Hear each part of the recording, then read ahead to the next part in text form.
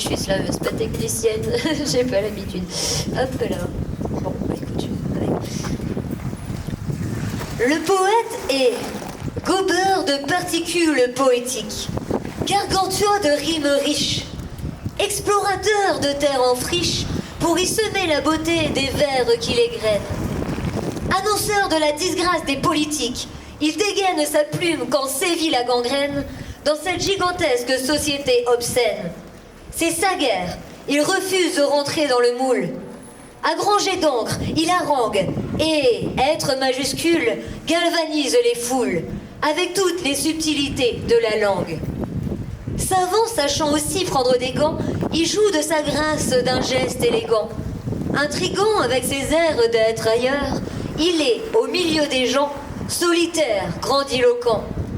Gardien d'un monde imaginaire, meilleur.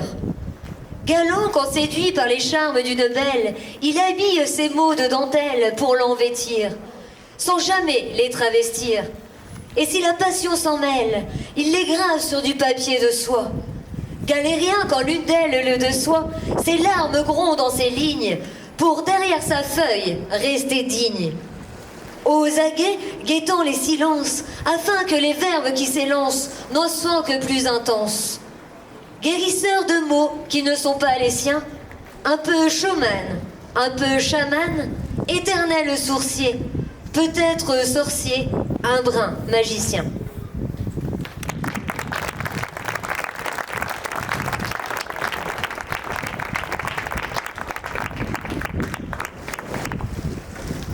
Alors maintenant, nous allons tirer un mot au chapeau, mais avant toute chose, il y a certainement la règle la plus importante du slam qu'on a oublié de vous indiquer, c'est d'applaudir la poétesse ou le poète avant qu'il arrive au micro, et ça c'est important.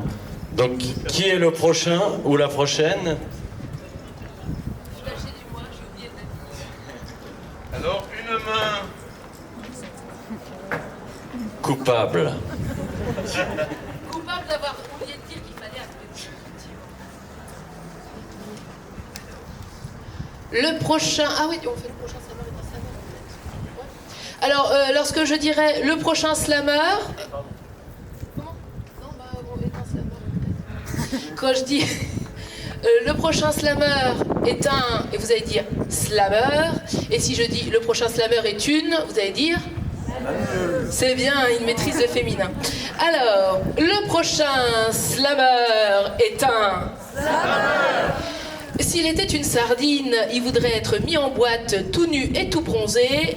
Je vous demande d'applaudir très fort Fabre Belle qui vient du Havre.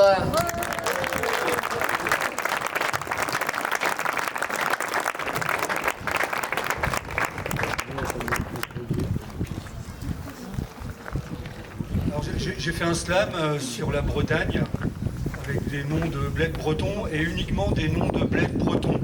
Alors si par hasard je me suis trompé, vous pouvez me huer s'il y avait un autre bled autre chose que la Bretagne. Mes vacances en Bretagne avec mon pote Momo n'ont pas été de tout repos. Je peux vous le dire, ça va faire du bruit dans le Landerneau et envoyer de la ouate à Tréguat. J'aurais pu partir avec un autre ami, par exemple mon copain Paul. Mais il est encore plus con qu'Arnaud, qui n'est pas venu non plus d'ailleurs. On est donc partis tous les deux pour un camping-car à Vannes. On en a d'ailleurs fumé un gros à Vannes. On est forcément passé par le Mont Saint-Michel. Oui, car c'est le Quénon qui, dans sa folie, a mis le mont en Normandie. On est passé par plein de chemins. On aurait pu en prendre un autre, mais je lui ai dit, il ne faut pas qu'on bourre trop vite non plus.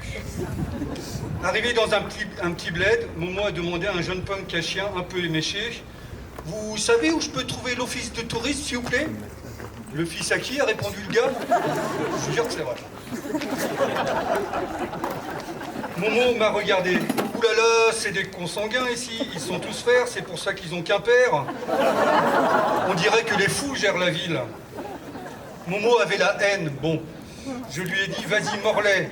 Il croit que ça se passe comme ça, à Bréa. Le type s'appelait Edouard, né dans une ville un peu plus au sud. Allez, Yermat, ouais c'est ça, demain brillant aussi. Yermat, demain brillant. Il nous a indiqué un beau terrain de camping. Ce n'était pas très loin. Derrière le petit pont, la baie vitrée du camping scintillait. Momo m'a fait remarquer la dame dont les seins brillent derrière son comptoir. Il a demandé si on pouvait payer en dinars. Elle a dit non.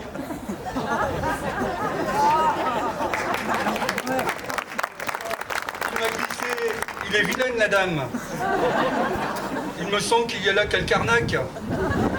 Je lui ai répondu qu'on ne peut pas critiquer cette femme du pays car elle est un peu leur reine, que ce boulot est difficile et qu'elle a sans doute mal au sein, mal au dos. Il m'a dit qu'elle avait un sourire très gai. Oui, bah t'es pas triste non plus, toi. Non, t'es con. Ça suffit, cessons avant que Momo ne l'emballe. Dans la modeste échoppe, Momo a voulu m'offrir un sac à dos. Elle vendait des colliers en tissu, en algues, mais il n'en restait qu'un perlé.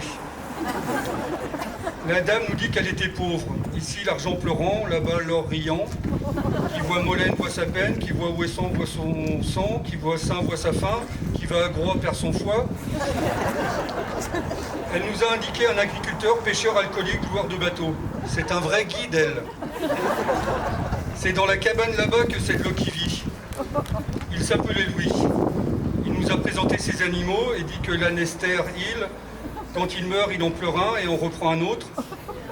On a mangé un bout. Momo ne voulait pas de porc car au pays c'est mal vu. Pourtant il en a des gros porcs, Louis.